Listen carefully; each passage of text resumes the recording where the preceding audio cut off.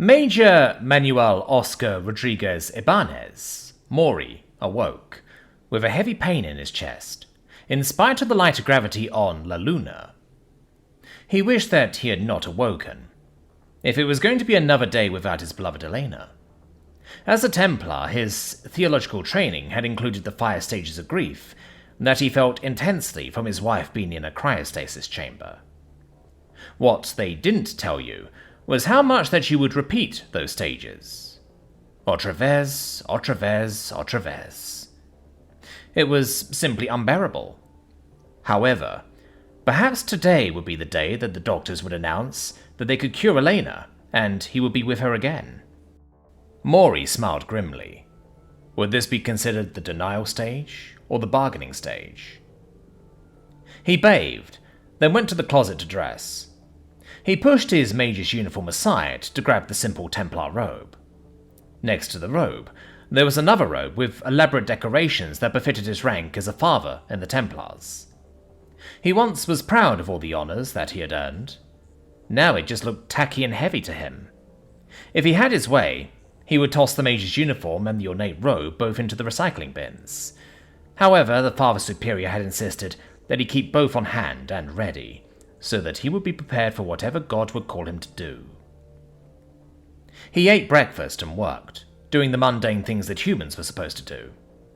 He bided his time until he got a break, then went to the great hall where the cryochambers were. He went to find a chair to sit in front of Elena's chamber. "Good afternoon, Amore. I'm sorry I am so late. The Padre Superior gave me a lot of work today. He thinks I come to visit too much, but doesn't understand that this isn't enough.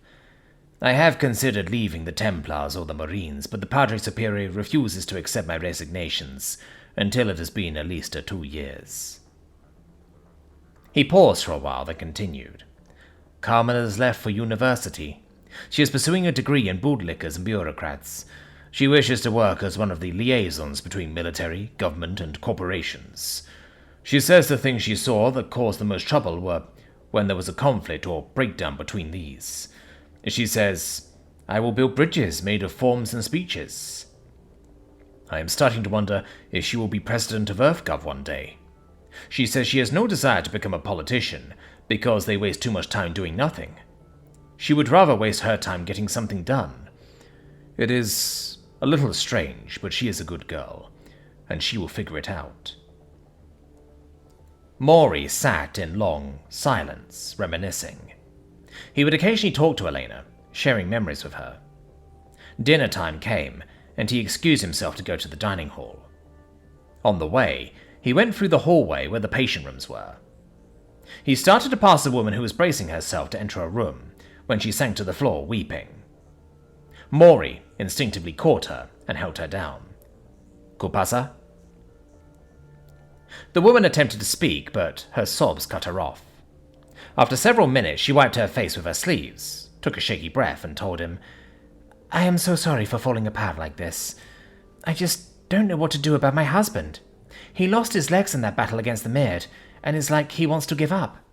He refuses therapy because he says that it is a waste of time, because if he can't be a Marine anymore, then he's useless.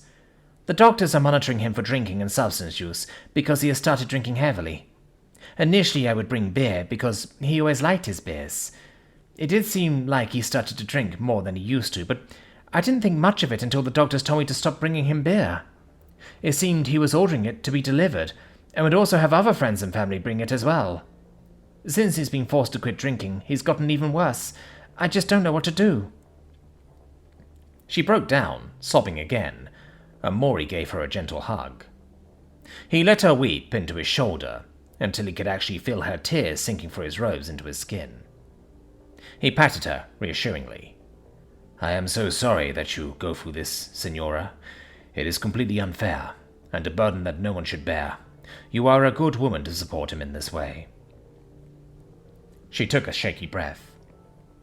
It seems like everything I do is wrong. If I try to encourage him, he says I am being condescending. If I try pointing out everything that he can still do, he says I am wasting my time. If I get upset when he refuses to do his therapy, he calls me a heartless bitch. When I try to cheer him up, then he calls me a stupid bitch. I can't take it anymore. I told him yesterday that if he keeps this up, I will leave and go back to Earth. Then he called me a selfish cunt who was deserting him so that I could go find another man. Every day I dread coming here because I dread whatever anger that I will be facing. I try to time my visits when the doctors or nurses are here because he is civil in front of others. I feel so broken and empty. I've asked for advice, read all of the literature, and tried to apply it, done everything I can think of, and yet he is still like this. I used to think about such terrible things about wives who deserted their husbands after receiving such huge injuries like this. But with him being this way, I don't know how much longer I can last. I think that very soon I will be one of them. Oh, God. I am so ashamed. Maury could feel his own eyes starting to dampen with tears, but also in anger that the man would treat her this way. The poor woman was shaking. She broke into fresh sobs and was almost completely incoherent. He accuses me of mocking and disrespecting him and seeing him as less of a man. I even tried to be intimate with him to show him that wasn't true. He called me disgusting and said he would rather cut it off and throw it away with his legs than touch me. But then I see how nice he treats the nurses here. He is good to them, but has nothing but hate for me. I keep praying every day, as the priests tell me, but God isn't listening. Maury hugged her and rocked her gently. She wept for several minutes. Occasionally she would try to say something, but instead it just turned into more crying. Occasionally, someone would pass and give a kind smile to them, a priest comforting a distraught woman. One nurse actually returned back with a large handful of tissues, which she quietly gave to Maury to pass on to the weeping woman. At one point she appeared cried out. She just sat on the floor, staring at nothing, her voice flat. Why does he do this? I've asked other priests, but all they do is tell me to be brave, pray, and that God will bring something good from this test. They act as though I have no right to be upset, that I should have rainbows shooting out of my ass after this happened to my husband, after the way he treats me. She gave Maury a soft smile. Thank you, Father. You're the first one who actually just listened and let me cry. I've been holding on so much, trying to be brave, and I'm exhausted, and my body continually hurts, and my chest hurts, and I just don't know what to do or anything else. Thank you, Father, for listening like a friend, and not lecturing me. Maury kissed her hands gently. It is all right, sister. In Ecclesiastes, we are told that there is a time to mourn and a time to weep. Jesus wept many times. You have been through much. Unfortunately, we often don't find out why we suffer these things until we are with him in heaven. That is where he promises things will be made right. I can tell you that you should keep praying, but pour your heart out to him. All the rage, frustration, sorrow, and pain. David did this many times in Psalms, often describing his distress at dying. These terrible things make no sense when they happen to us, but you are definitely better with God than without, and one day he will tell you all. He helped her to her feet. I think your husband treats you badly because when you marry, two become one. He is angry about his own body, so since you are part of him, he takes it out on you. It is not right, but unfortunately it happens. Your husband, what is his name? She sniffed. James. Corporal James Hill. He was with the 40th. I am Jeannie Hill, by the way. I am sorry I've been so rude. I've been blubbering on your shoulder, getting you all wet, and you probably missed dinner, and I didn't even ask your name. Maury smiled kindly at her. I am Brother Manuel. I am familiar with the Med. It was devastating. We lost many good people there. Let me ask you this. Is your husband expecting you? Jeannie teared up again, this time starting to cry angrily. I don't know. When I ask him if he wants me to come, he won't give me a straight answer. When I do come, he treats me like I'm unwelcome, but when I don't come, he gets angry. He does that for everything. It doesn't matter what I do, he gets angry, so I'm constantly afraid to do anything. My life has come down to I can't make even the smallest decisions because no matter what I do, it's wrong. Then when I try to ask him questions, he gets angry because I'm questioning and disrespecting him.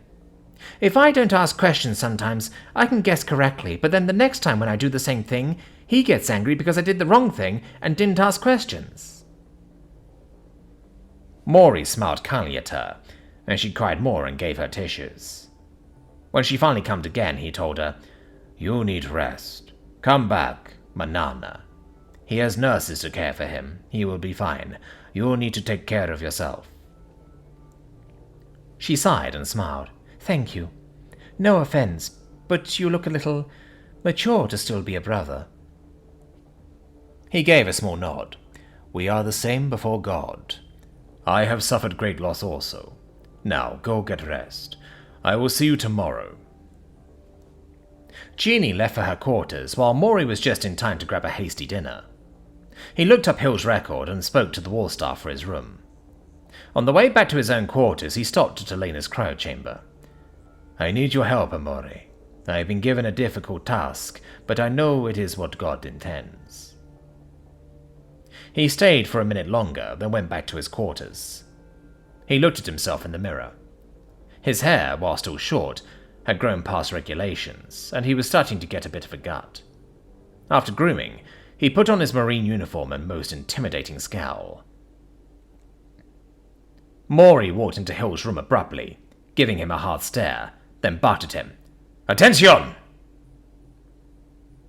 Hill jerked reflexively in his bed, then relaxed.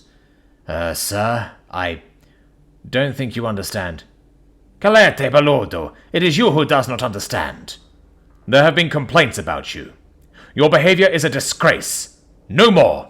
And you will come to attention when a senior officer enters the room." Hill moved aside the covers on his bed, revealing the stumps of his legs. "With all due respect, sir, Maury cut him off. "Don't give me any of that with all due respect nonsense. You and I both know that actually means Kuta Jordan. You are a Marine. You have been taught how to properly conduct yourself, and I have seen men in wheelchairs sit at attention if they are not able to stand. You will be no exception. Your behavior has been intolerable, and I am fixing it now." Hill was outraged. This crazy officer had no idea who he was messing with. The battle with the Mid was one of the worst incidents in recent history, and he wasn't about to take a lecture from some desk jockey, sitting back on Earth in a clean uniform. "Fine then. With no respect, because none is due. You don't seem to realize the situation and what I've been through." Maury walked over and leaned in so that his nose was only a few centimeters from Hill's nose. "Do you remember the medic who rescued you?" Hill instinctively flinched back. "No, sir, I don't. I got hit with mid venom. All I can remember is my legs getting blown off and my body feeling like it was on fire with the venom." Maury pulled over a wheelchair. "Well, you were about to meet her. Get in." Hill's patience was about done with this officer. "Major is getting late. I'm tired, I'm in pain, and my wife should be showing up any time now if she ever gets her ass here. Can we do this another time?" Maury grabbed him roughly by the collar and yanked him. "If you do not get in this chair, I will put you in it. I swear to you, you do not want that." Hill reluctantly moved into the chair. Then Maury held open the door. "Vamonos! Go left!" Hill asked, "Can I get some help with the chair?" Maury replied coldly, "Your arms are still intact. Use them." Maury directed Hill until they got to the hall with the cryo chambers. When they got to Elena's chamber, Maury set the brakes on the wheelchair, including one brake that Hill would not be able to reach. He looked down at Hill and gave the base of the chair frame a kick, which jostled Hill. "You are not the only one who suffered losses from the Mid. This chamber is the medic who rescued you. She herself was stung 3 times by mid venom that day while saving others, including you. Neither of you should be alive, but you are, and she barely is. I have heard of your behavior during therapy, as well as your abusive treatment to your wife. You are a disgrace. A man is to love and care for his wife as he would his own flesh, to love her as Christ loved the church. Instead, because you were angry at your body, you take it out on her because you are a coward. You have no idea how blessed you are that you still have her." Hill said through gritted teeth, "Sir, my marriage is none of your business. You have no idea of what I'm dealing with. I lost everything in that battle." Mori shouted at him and pointed to Elena's nameplate on the cryo chamber. Mira!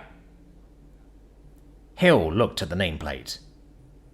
Elena Valentina Rodriguez Ibanez, not understanding what he was seeing. He looked at Mori and noticed the name on his uniform. Wait, Rodriguez? Mori nodded. Si, mi amada esposa. The other half of my heart and soul is in that chamber. We may never see each other again. And then there is you, una vergüenza. You are still blessed enough to have your wife who loves you, but you grossly mistreat her. That ends now.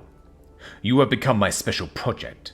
Every single time there is a complaint about you from the staff for misbehavior, from the therapist for not doing your work, or from your wife when you are abusing her, you will be right back here, staring at the chamber of the woman who is stuck in there because she sacrificed herself to save you.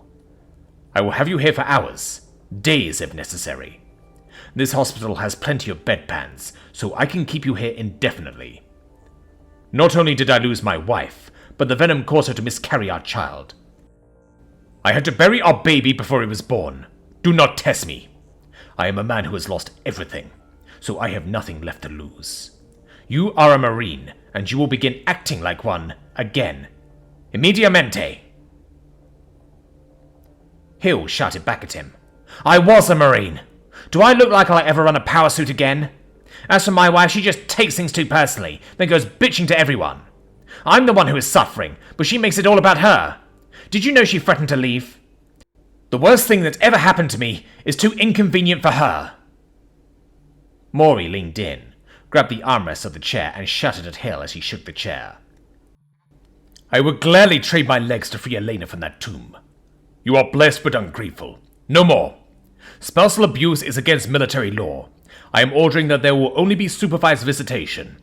Maximum 2 hours per day. And visitation will only occur after both of you have completed the marital counseling course and the trauma survivors course. In the meantime, I will visit you. Like you, I have a lot of anger. There is a gym with boxing gloves for sparring. You want to unleash your anger? I will be right there. But you find that I'm not an easy target like your wife. Hill made a disgusted noise. So you're going to beat up a man in a wheelchair? Nice. I'm sure that your wife will be proud. Mori looked down at him. I will be in a chair also. And another thing, no more meals delivered to your room. You still have arms. You can get yourself to the mess hall. Mori looked at his watch. I have some business. I will inform the deaconess who does the midnight prayers to release the brake on your chair.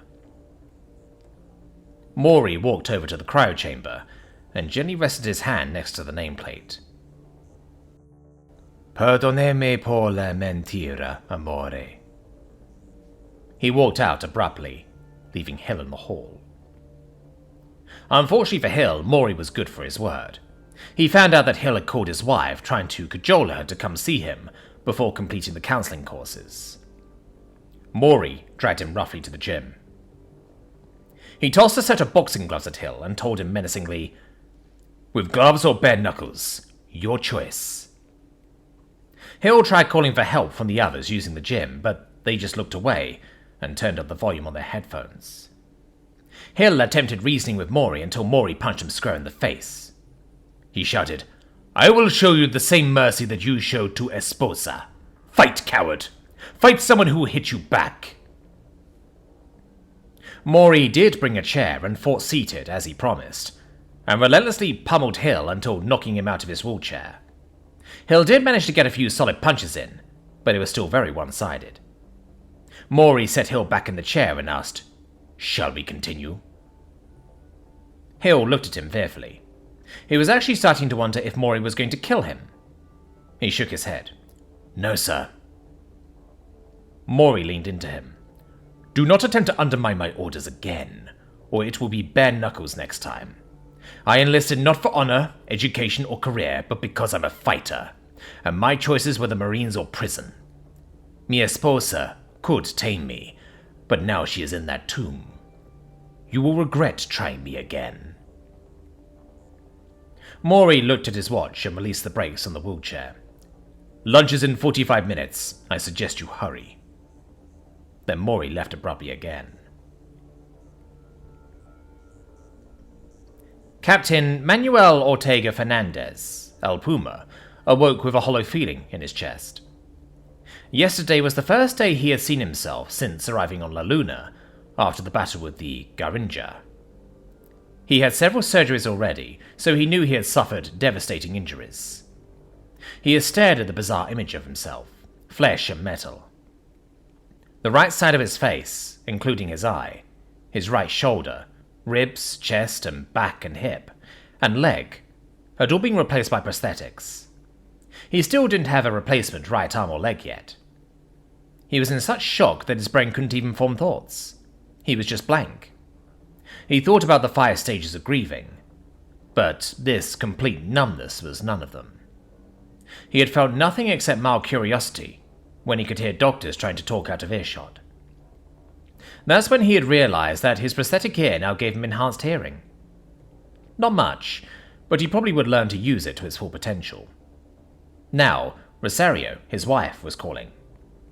Suddenly, all of the emotions he had buried came to the surface. Dread, anger, horror, shame, fear, everything. She had called several times already, and he hadn't answered, just responded via text. Finally, the call alert stopped and Rosario left a message. Manuel, it is Rosario. We just called to wish you good night. We miss you. The girls crowded around the screen. Good night, Papa. Come see us, Papa. I took you a picture. This is you on the moon and us here, and this is a rope so you can slide down. Will you be here for carnival, Papa? Manuel squeezed his eyes shut with tears. All of the other emotions were now buried under guilt. Poor Rosario, trying to deal with a hard pregnancy and 4 children. He would just be one more burden to her. The children missed him too, but how could he face them as a freak? He desperately wanted to take them in his arms. In his arm, he thought sardonically. Another call came. Manuel groaned. He couldn't take another call from Rosario and the girls. If it was possible to die of guilt and shame, he would do it. The call immediately went to message. His father's voice came over the speaker. Hector was calm. Manuel, answer. Your mother is on the way there from Plaucan. I suggest that... Manuel turned off the room light and answered. Papa, she can't come yet. I am not ready. Hector replied, I may be able to delay her slightly by having her pick up a few things to bring to you, but she will be there before lunch tomorrow. You know what she says. I gave birth to you and changed your diapers. You don't need to be ready. You know, tu madre, only God himself could stop her. Manuel groaned. Dios mío, this will be a disaster. Hector sighed heavily. Hee-ho, turn on the light. I have already seen you. I created the prosthetics that they put in you. Let me see now so I can prepare tu madre. Manuel's hand shook as he turned on the light. The metal gleamed in his face, looking like an ancient horror video. His prosthetic eye glowed. His new right arm and leg still hadn't been installed, so there were huge gaps at his shoulder and pelvis. Hector looked him over clinically. The skin seems to be in better condition. It looks like they finally got all the infection. Let me see your shoulder socket. Manuel shifted in the bed so it was better displayed. Hold your left hand like this. Hector moved his left hand just below his right armpit. Manuel copied him. Hector stared for a minute, then nodded. I'll recalibrate the attachments. It will take longer than usual for the technician to attach and adjust it for you, but it's necessary for optimal use. You're taller than average and have a longer arm span. You'll be amazed at how much a few millimeters in your shoulder affects your elbows. How are your eye and ear doing? Manuel shrugged, or tried to. It is hard to sleep with them. The ear hears very well. Too well. I hear conversations that the doctors probably wish that I didn't. And the eye fatigues me. It is always seeing, so I have a hard time getting to sleep watching everything. I wish I could get an eyelid now. Hector thought a moment, then started to laugh. Manuel looked at him askance. Hector finally shook his head. Hotel, wear an eye patch, tonto. Manuel stared at his father for a moment, then started to chuckle. They laughed together for a minute, then Manuel said, "Gracias, Papa, for not treating me like a cripple. I see the looks and hear the sad voices here. I feel as though they wait for me to die." Hector smiled at him. "Your case was pretty bad, but not the worst. Congenital defects are the hardest. Even though you had extensive damage, you have a normal baseline that we can use. With congenital defects, we practically have to reinvent everything, and often we get a lot of pushback from surgeons who are reluctant to cut. They think we always want to take too much off." Hector paused. "I must sound like a ghoul. I am sorry I'm not there, hijo, but here in my office I can actually help you more." Manuel nodded. "It is appreciated, Papa, and you take care of Rosario for me. That is most important. How is she?" Hector sighed. "You do need to call her. She is extremely stressed and her blood pressure is still up. I had El Doctor put her on bed rest for the rest of the pregnancy. I know it's the stress. The last one didn't go like this. She is afraid of losing another husband, this time with 5 children instead of 3. Manuel was concerned. "She needs to be on bed rest?" Hector shrugged. "Posible. We have the money for impadoras y nineras. They can do the work, but call her before Carmen gets home, or else I'll need to build you a lot more prosthetics." Manuel yawned. "Si, Papa, I'll call her now." He rubbed his jaw. "I'm not sure I'll ever get used to that noise. Will it be the same for the arm and leg?" Hector nodded. "Si, but I'm working on silences. I'll let you go. Oh, wait. Hold still, then turn your head to your left and right, then look up and down." Manuel followed the instructions, then Hector informed him, "When you call Rosario, use that new blue button I just put on your display. I just hacked your monitor, so it's created a mirror image of the original side of your face. Keep the light low and try not to move too much." Manuel chuckled. "Papa, I won't even ask how you managed to do that on a secure military line. While I'm certainly grateful that you are in prosthetics, I think you may have missed a calling in cybernetics." Hector shrugged. "The money would be better, but I didn't want to risk prison. They put hackers in primitive mechanical facilities, medieval dungeons to prevent escapes. Hacker prisons are sewers. Besides, I think the only reason Tuabello let me marry Carmen is because I make prosthetics for the military. I still remember the first one he sent me, a one-armed boy who was trying to join the Marines. He said that Tuabello took him to a shooting range and that he would be able to join once he could operate a weapon." Manuel chuckled. "That sounds like him. Were you able to help the boy? Did he join?" Hector smirked. "You mean Andre?" Manuel took a moment. "Wait, that's how he came to work at Azteca Armas? Because of Wabello?" Hector laughed. "See, it wasn't easy at first. As soon as I built an arm, he was ready to run out the door back to a recruiting station.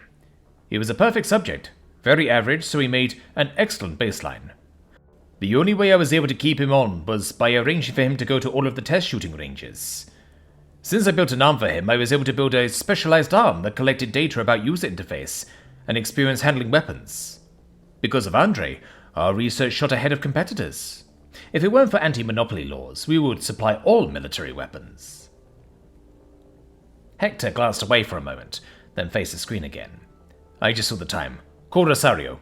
Buenas noches." Hector hung up. Manuel chuckled. His father was extremely brilliant, but not socially adept. He treated conversations like information inquiries. When his parents went to social events, that is when Carmen dragged Hector to one of those things, Hector simply followed her around like a large dog, eating, drinking, and shaking hands on command, until he would find another techie to talk with. Several times Hector had joked that he would build Carmen a husband android to take to parties, and even program it to dance. She didn't find it funny. He gathered his courage, turned down the lighting, and called Rosario. He had it go directly to messages because he still wasn't ready. He knew he was being a coward, but it was the best he could do right now.